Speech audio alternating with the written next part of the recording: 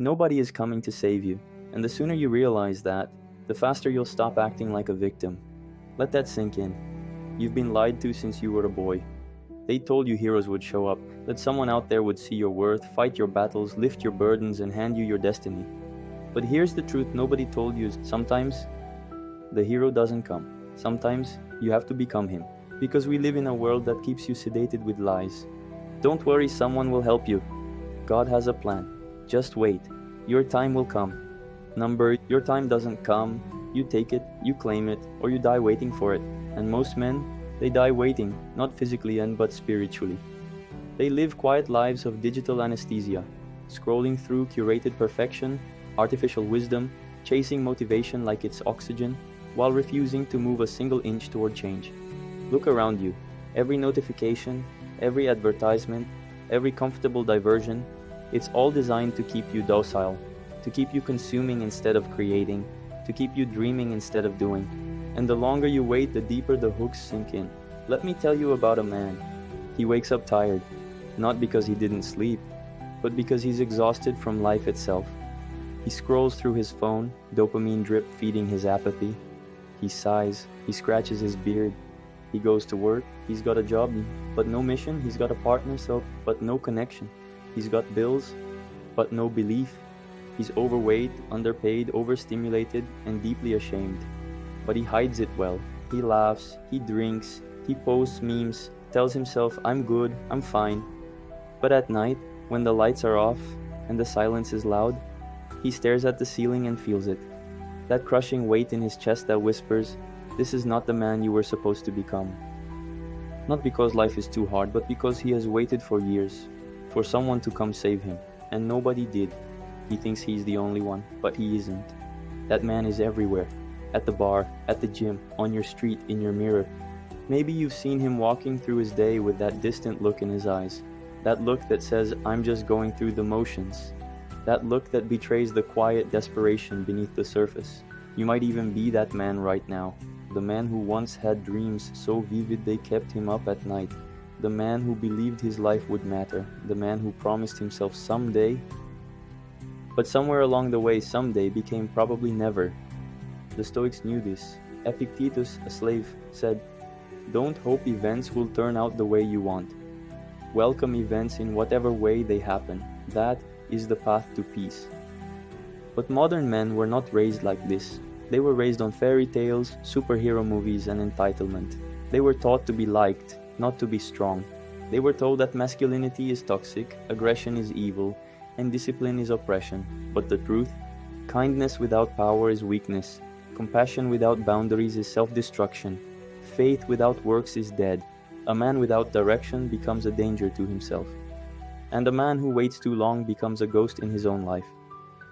Marcus Aurelius wrote in his journal each morning, at dawn, when you have trouble getting out of bed, tell yourself, I have to go to work as a human being. The Roman emperor understood what modern men have forgotten. Your purpose isn't to be comfortable, it's to be useful. Your life isn't about you, it's about what you can contribute. And the great irony is this: the more you focus on yourself, the more miserable you become. The more you focus on contribution, on service, on building something greater than yourself, the more fulfilled you feel. Here's the trap. They told you that comfort is the goal, that happiness is a couch, a subscription, a full stomach, and low conflict. But comfort is a coffin. It buries men with full bellies and empty souls. It whispers, relax, you've done enough, even though you know, deep down, you haven't even started. You were not made for this. You were made for war. Your soul was built for resistance, for struggle, for discipline, for a battle worth bleeding for. Empires were not built by men in pajamas. They were built by calloused hands, aching backs, and unbreakable resolve. A lion in a cage is still a lion. But after enough years in captivity, it forgets how to hunt. Are you still a lion, or have you become a pet? The ancient Spartans had a ritual. When a boy was born, they bathed him in wine, not water. If he survived, they placed him on a shield. His mother would say, return with this shield, or on it. From his first breath, he understood. Life is combat. You either win, or you die with honor. Now, I'm not saying you need to become a warrior in the literal sense, but there's something powerful about embracing the warrior mentality. The willingness to face hardship, the courage to stand when everyone else kneels, the discipline to do what needs to be done, regardless of how you feel. So what's the solution? It's not another book, it's not another podcast, it's not motivation. It's warfare against the weakness inside you. It's waking up and declaring, I don't care how I feel, I care what must be done.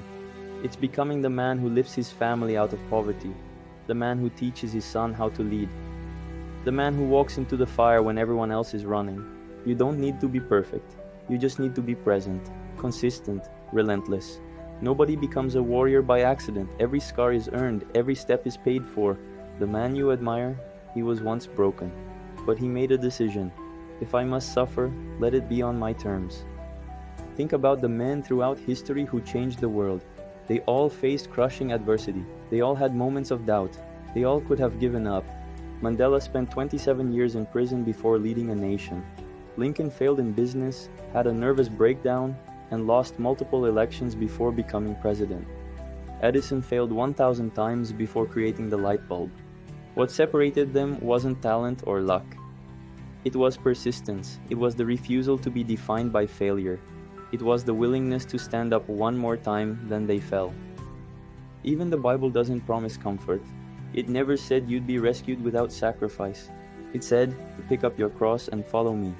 A little sleep, a little slumber, and poverty will come like a thief. Faith without works is dead. Moses had to cross the desert. David had to face Goliath. Joseph had to rot in prison. Even Jesus had to carry his own cross.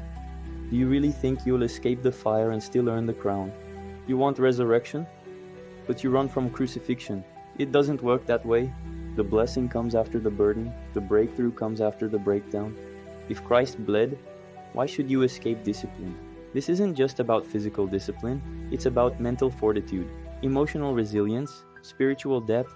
It's about looking at your weaknesses square in the face and saying, you don't control me anymore. It's about confronting your fears, your addictions, your excuses, and dismantling them one by one. Because here's what happens when you don't. Your potential becomes a curse, your knowledge becomes a burden, your dreams become torture. The gap between who you are and who you could be will haunt you to your grave.